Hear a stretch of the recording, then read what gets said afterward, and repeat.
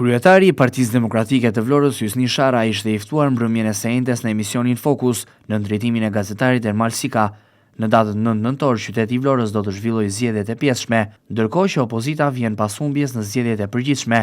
Shara u ndal në përgatitjet e Partisë Demokratike për këto zgjedhje, duke theksuar se koha për zhvillimin e zgjedhjeve të parakohshme vendore ka qenë e kufizuar, por opozita po punon të ndërtojë një strategji të qartë për të fituar Bashkinë e Vlorës dhe për të thyer tabun e shumë viteve të qeverisjes së majtë në qytet. Partia Demokratike ka vendosur të mbështesë kandidatin e pavarur Dionis Sota.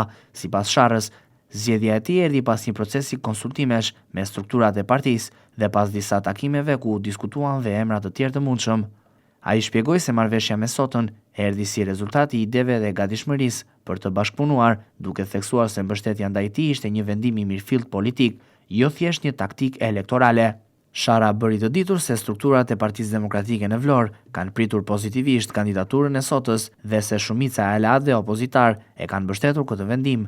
Ai komentoi gjithashtu edhe kandidimin e ish sekretarit të Partisë Demokratike të Vlorës, Gjergj Nika, që sipas tij nuk paraqet rrezikshmëri. Në lidhje me programin elektoral, Shara theksoi se fokusi i Partisë Demokratike dhe kandidatit Sota do të jetë zhvillimi ekonomik i qytetit, përmirësimi i shërbimeve publike dhe afrimi i institucioneve me qytetarët. Ai shtoi se fushata do të jetë e organizuar dhe do të ketë në qendër komunikimin me banorët e Vlorës, ndërsa strukturat e Partisë Demokratike do të jenë plotësisht të angazhuara në mbështetje të kandidatit. Shara pranoi se koha është e shkurtër, por shprehu bindjen se Partia Demokratike do të arrijë të zhvillojë një fushatë dinjitoze dhe të drejtpërdrejtë me qytetarët.